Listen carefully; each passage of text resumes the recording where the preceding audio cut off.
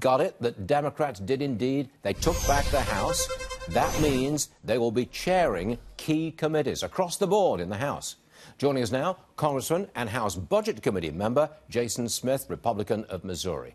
Congressman, I think there's going to be budget crises, plural, and government shutdowns, plural, with the Democrats in charge. Am I wrong?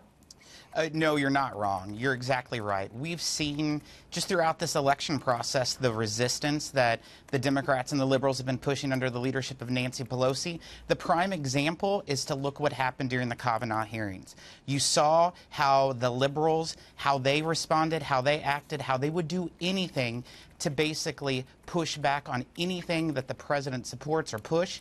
This is exactly what the American public, the American people are going to see when Nancy Pelosi takes that gavel. They've already tried to attempt to impeach him twice.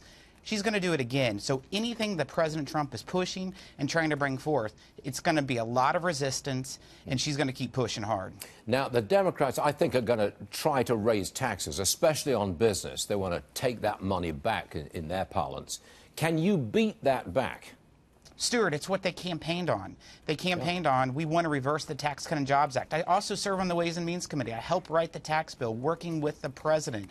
This is their priority.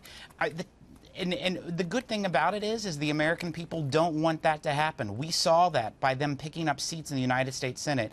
And we're going to have to hope that Senator McConnell in the United States Senate pushes back and stops that. But you can guarantee that myself and the House Republicans are going to fight tooth and nail to continue to push back to make sure that the Americans' taxes aren't raised. Granted, you can push back and make sure taxes are not raised, but can you move forward with Tax Cuts 2.0, making the old tax cuts permanent and making 401ks available to far more people? Can you do that?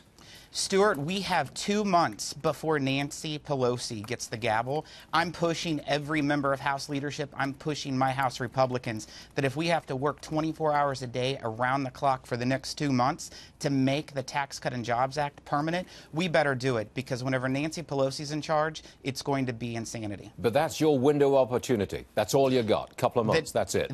The next 2 hours. As we know, the Democrats voted against the Tax Cut and Jobs Act. They didn't support it. They oppose anything that President Trump pushes. The fact that President Trump wants to make the tax cuts permanent under Tax Reform 2.0, they're going to be against it. So we have to do it over the next 2 months if we want to have permanency. Got it. Congressman, thanks very much for joining us this morning. Again, we keep saying it's a very important day, and we appreciate you being here, sir. Thanks, Stuart. Appreciate it.